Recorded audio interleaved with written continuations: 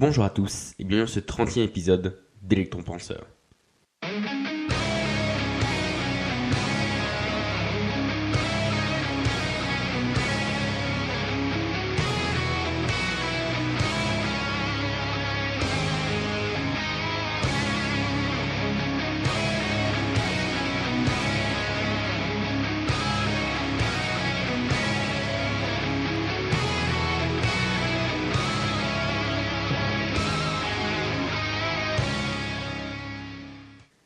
Donc bonjour à tous, donc si vous nous rejoignez aujourd'hui que c'est votre premier épisode, sachez en fait que l'épisode d'aujourd'hui fait partie d'une série sur la PNL et que cette partie en particulier, donc la partie 4, elle vise en fait en particulier à décrire les différents modèles psychologiques de la PNL qui ont été adaptés pour et par elle. Voilà.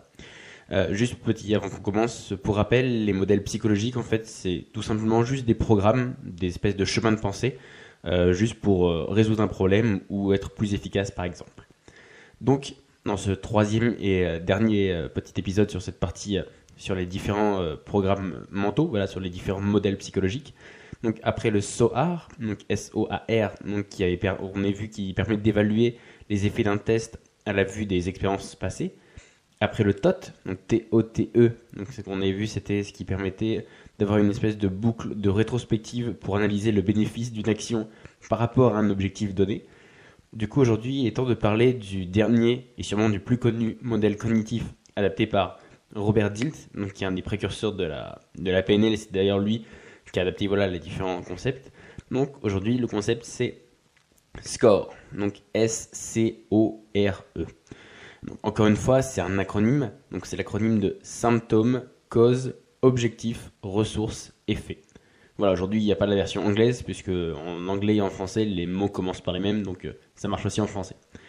Donc en fait finalement ce modèle-là il est très souvent utilisé en PNL, notamment à des buts thérapeutiques, ou on va dire même de manière plus large, surtout pour changer en fait un mauvais comportement, une mauvaise habitude.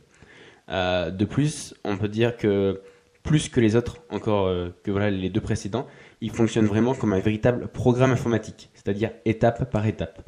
Donc voilà, donc on commence par les symptômes. Donc en fait, les symptômes, c'est ce qui va correspondre en fait à vous faire remarquer un comportement qui vous déplaît. Ça peut être par exemple une mauvaise habitude ou autre. Donc prenons un exemple, par exemple, ça pourrait être le stress.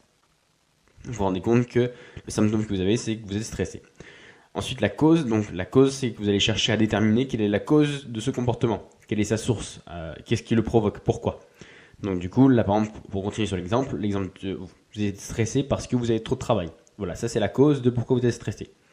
Ensuite, l'objectif. Donc l'objectif, en fait, vous allez essayer de déterminer un objectif de changement, un but à atteindre, à la place de ce comportement que vous avez là tout de suite, maintenant. Donc c'est essayer de vous fixer un objectif pour dans plus loin, un objectif d'amélioration. Donc par exemple, toujours pour continuer sur la lancée, ça pourrait être, pour avoir moins de travail, ça pourrait être essayer de déléguer ou de baisser la charge de travail qu'on a. Ensuite, du coup, on continue. Donc, les ressources. Donc, les ressources, c'est les ressources dont vous allez avoir besoin pour pouvoir passer de votre état présent, qu'on pourrait appeler un état A, vers votre objectif, qu'on pourrait appeler un état B. En gros, en clair, tout simplement, c'est juste les moyens pour passer du point A où vous êtes au point B, là où vous voudriez arriver avec votre objectif que vous êtes fixé.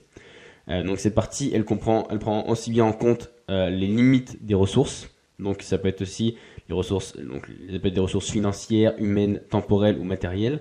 Donc du coup voilà, en même temps que vous faites un état des lieux de qu'est-ce que vous avez à disposition, vous faites aussi un état des lieux de plus ou moins qu'est-ce que dans l'idéal j'aurais besoin, mais là j'ai pas. Voilà, ça, il y a un double sens. Donc là pour reprendre toujours sur l'exemple, par exemple les ressources que vous pourriez avoir, c'est par exemple engager une secrétaire. Voilà, ça c'est partie des ressources que vous pourriez avoir à disposition pour baisser votre charge de travail et pour déléguer. Voilà. Ensuite, donc les effets. Donc les effets en fait c'est plutôt une espèce de phase qui est a posteriori. Donc ça c'est plus en fait cette partie-là c'est plus une sorte de conclusion, une espèce de compte rendu. Donc en fait après la mise en action des ressources pour atteindre l'objectif, finalement on évalue sa progression, son amélioration, bref son changement d'état vers l'objectif, savoir si on l'a atteint à 100% ou juste partiellement. Et donc voilà, si on fait vraiment, c'est vraiment une espèce de compte rendu de bilan pour savoir aussi tout simplement si c'était efficace. Donc du coup, on pourra aussi juger du coup de l'efficacité de la progression, mais aussi on va dire de la pertinence de l'expérience. Parce que là justement, j'insiste parce qu'on va dire qu'un même symptôme, il peut avoir plusieurs causes et c'est possible que vous n'ayez pas visé la bonne. Par exemple, le stress, il peut être provoqué par plein de choses Et donc du coup là vous avez peut-être défini que bah, ça venait de votre travail, alors que en fait peut-être non, peut-être que c'est un élément, donc là vous en avez résolu une partie, mais que même en ayant tout mis en œuvre pour résoudre ça, vous êtes toujours stressé. Donc du coup ça veut dire que ça venait peut-être pas uniquement de votre travail, peut-être que voilà il y a d'autres choses à côté. Donc c'est soit que c'est pas la bonne, ou soit que c'est qu'une partie, donc du coup faut en tenir compte, et donc du coup pour essayer de s'améliorer encore. Finalement, en fait, cette partie, elle est très importante parce qu'on pourrait se dire, ouais, c'est juste un bilan, c'est ce qui passe à la fin, on s'en fout. Mais en fait, elle ne doit pas être négligée parce que sinon, vous allez troquer une prison contre une autre. Donc, par exemple, voilà, c'est de se dire que bah, vous baissez la charge de travail en disant, bah voilà, je travaille moins au bureau, mais en contrepartie, vous bossez plus à la maison. Ça, vous avez l'impression de moins travailler au bureau, donc de baisser le stress, alors que vous avez toujours autant de travail, limite vous en avez plus. Donc, c'était peut-être pas la bonne solution. Donc, du coup, voilà, elle est très importante. Donc, juste pour vraiment faire un compte rendu objectif, de se dire est-ce que c'est mieux ou moins bien qu'avant. Donc pour continuer en fait pour l'exemple à la fin, ça peut être par exemple de dire ben, vous avez réussi à mettre en place par exemple les choses, à engager une secrétaire, et donc du coup finalement maintenant vous avez plus de temps pour vous, ce qui a provoqué du coup une baisse du stress. Voilà, donc vous avez réussi. Voilà en fait, donc comme on l'a vu en fait ce modèle il permet donc de se sortir de situations dans lesquelles on se sent pas heureux, dans lesquelles on n'est pas épanoui, ou voilà au contraire même qui sont même néfastes pour nous. Donc l'avantage aussi, c'est qu'il peut être aussi utilisé aussi pour sortir de situations cul-de-sac, où on semble bloqué, où par exemple on a l'impression qu'il n'y a aucun moyen d'action sur sa vie. En effet, on va dire, il arrive souvent qu'on se rende compte qu'un comportement que l'on veut changer, donc on analyse les symptômes, on déduit les causes et on évalue les ressources, mais finalement en fait il y a un élément qui nous empêche de passer à l'action. Par exemple, là pour reprendre l'exemple qu'on a détaillé avant, ça pourrait être juste de dire bah je suis pas PDG, je suis pas DRH, je suis pas tout en haut, du coup je peux pas me permettre d'engager une secrétaire ou autre. Donc voilà, là, vous vous rendez compte que même si vous avez, on va dire, tout évalué bien, en fait, au moment de passer à l'action, il y a quelque chose qui vous bloque. Et donc, du coup, le but, c'est aussi, de cette méthode-là, c'est aussi justement de sortir quand il y a quelque chose qui vous bloque. Parce que dans ce cas-là, si vous vous retrouvez face à un mur ou quelque chose qui est, mais non, je ne peux pas à cause de, donc, du coup, il faut juste faire tourner le système sur lui-même. Donc, le but de faire tourner le système sur lui-même, c'est d'essayer de trouver la faille, de trouver le levier sur lequel on peut agir.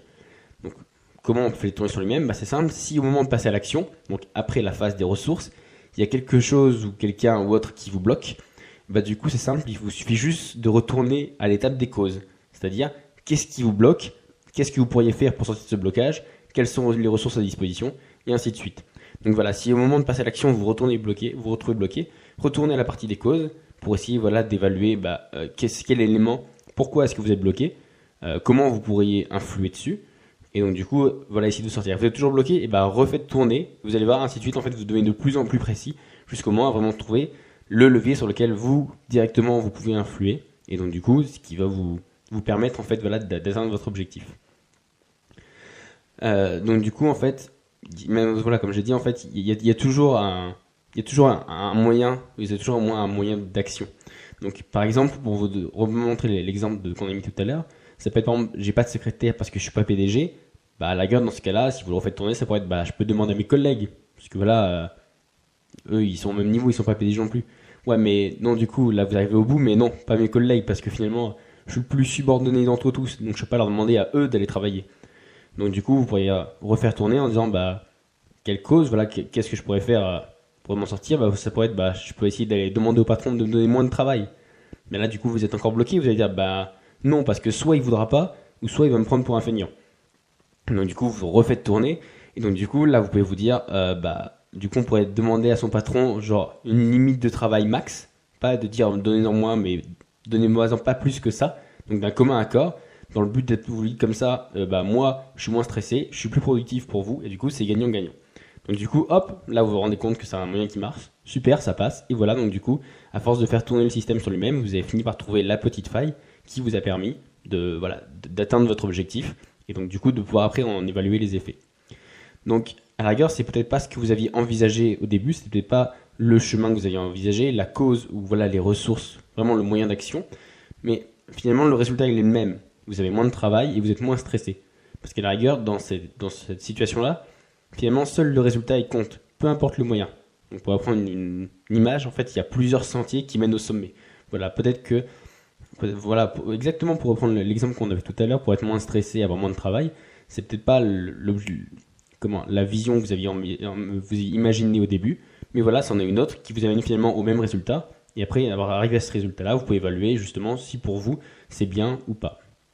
Voilà. Pour finir, donc du coup, ce petit épisode, donc le petit call to action, le petit passage à l'action là concret. Donc en fait, le call to action du jour, ce serait bien sûr de tester ce modèle pour vous et de regarder si vous arrivez à changer les éléments qui gênent dans votre vie. Ce serait plutôt vague, ce serait un peu du genre, voilà le bouquin, maintenant débrouillez-vous avec. Du coup, au lieu de ça, en fait, j'ai trouvé que ça pouvait être un peu, ça devrait être plus ludique et même plus facile si en fait, du coup, en vous donnant des réponses précises, si vous essayez de trouver vous-même des réponses précises pour chaque élément. Et pour avoir des réponses pertinentes, du coup, vous posez des bonnes questions. Donc voici en fait une petite liste de questions que je vous ai trouvées, donc que vous pourriez vous poser pour déterminer au mieux quoi mettre dans chaque partie et du coup rendre le modèle le plus efficace possible pour vous. Donc voilà, parce qu'il sera vraiment adapté pour vous. Donc au niveau des symptômes, les questions que vous pourrez se poser, c'est qu'est-ce qui se passe, qu'est-ce qui me convient pas, qu'est-ce qui me gêne, ou encore qu'est-ce que je veux changer. Voilà, c'est ce genre de questions là qu'il faut se poser pour se dire finalement c'est quoi le problème, vraiment le cœur du problème. Ensuite, au niveau des causes, donc ce serait à cause de quoi je ressens ça, ou à cause de quoi je suis comme ça.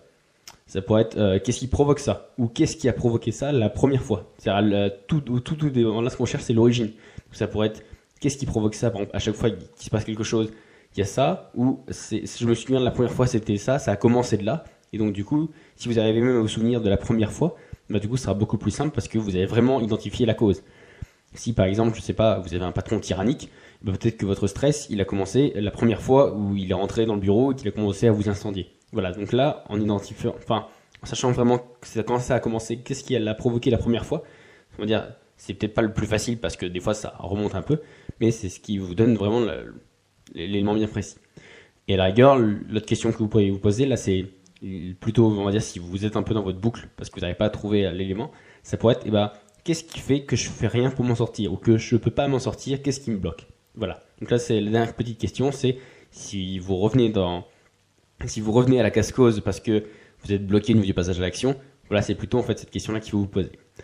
Au niveau des objectifs, en fait, ça pourrait être qu'est-ce que je veux à la place ou comment changer la situation pour que je me sente vraiment mieux. Donc avec par exemple qu'est-ce que j'ai à y gagner ou autre.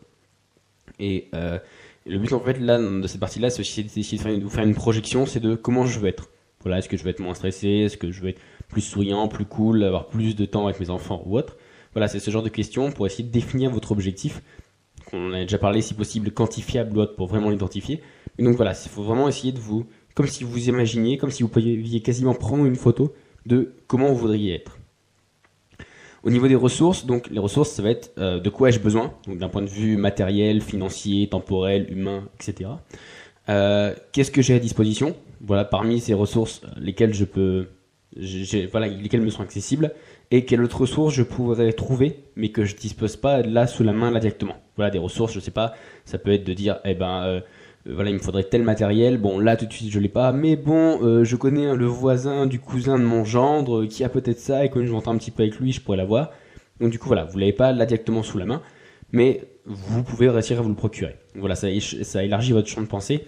Dans certains trucs qui mettent aussi quelle est la ressource idéale que vous pourriez avoir, mais je vous conseille pas de vous poser cette question-là parce que là on est vraiment sur une application concrète, donc ça sert à rien de pseudo-imaginer ce que vous pourriez avoir dans l'idéal. Oui, c'est sûr que si vous étiez Gandalf, vous aurez juste à claquer des doigts, le problème serait résolu. Donc du coup voilà, c'est vraiment essayer de rester rationnel et donc du coup de se dire qu'est-ce que j'ai à disposition, qu'est-ce que je pourrais avoir que j'ai pas là dans l'immédiat et finalement de quoi j'ai besoin pour atteindre cet objectif. Ensuite, donc la question qui se passe juste avant le passage à l'action, donc ça pourrait être finalement qu'est-ce qui vous empêche de passer à l'action. Donc si la réponse c'est rien, du coup c'est super en fait, passer à l'action. Et une fois que vous l'avez fait, allez à la phase. Donc je vais définir après juste à la phase effet. Une fois que l'action elle est effectuée, voilà, rien ne vous empêche de le faire. Et si la réponse elle commence par à cause de, et du coup retournez à la partie des causes pour vous reposer voilà, comme je vous l'ai dit la petite question, donc à savoir finalement à cause de quoi? Qu'est-ce qui me bloque? Pourquoi je ne peux pas y arriver? Voilà. Si une fois que une fois que vous aurez trouvé votre petit élément que vous pouvez passer à l'action parce que vous avez une influence directe immédiate dessus. Donc du coup, une fois que vous avez fait votre action, donc la petite phase effet. Donc la phase effet, le genre de question que vous pouvez vous poser pour un peu l'évaluer, voir si elle est efficace ou non, ce serait de dire comment est-ce que c'est par rapport à ce que j'avais imaginé? Est-ce que c'est mieux? Est-ce que c'est pareil? Est-ce que c'est moins bien? Est-ce que je suis mieux qu'avant? Est-ce que est-ce que je me sens mieux? Est-ce que je suis plus souriant? Mon état d'esprit, est-ce qu'il a changé?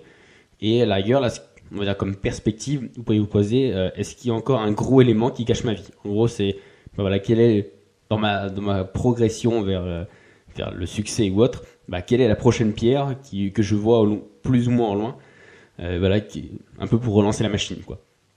Voilà. Quand je dis aussi il y a un grand élément qui gâche la vie, c'est si vous vous rendez compte que l'élément qui vous gâche la vie c'est toujours le même. Par exemple, là, pour enfoncer, c'est par exemple le stress au travail.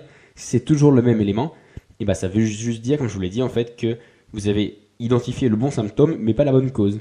Donc là, vous avez juste, on va dire, réussi à améliorer un petit peu cet état-là. Donc du coup, là, vous avez juste à reprendre dans les autres causes, du coup, et de se dire, voilà, alors c'est peut-être pas mon travail, ce serait peut-être ça, ce serait peut-être ça, ce serait peut-être ça, justement, et d'essayer, là, c'est un peu une espèce d'essai-erreur, de se dire, je vais essayer ça, par exemple, pourriez vous dire, c'est peut-être parce qu'il y a un truc avec ma famille ou autre, vous essayez de faire le même programme avec votre famille, donc voilà, d'essayer, je sais pas, de renouer des liens ou autre, et si vous voyez qu'une fois que vous avez fait ça, ça va beaucoup mieux et tout ça, vous vous rendez compte que, soit c'était pas votre travail, ou soit c'était pas que votre travail, donc du coup, il y avait votre travail et votre famille.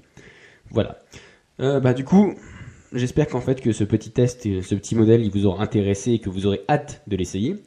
Si c'est le cas, n'hésitez pas à vous laisser vos retours sur la page Facebook d'Electron Penseur. Donc voilà, pour me dire ce que vous en avez pensé, si vous avez essayé, si ça vous a plu ou pas. Du coup, moi je vous laisse là, je vous dis bonne recherche, bonne exploration et bonne découverte. Et à la semaine prochaine. Ciao!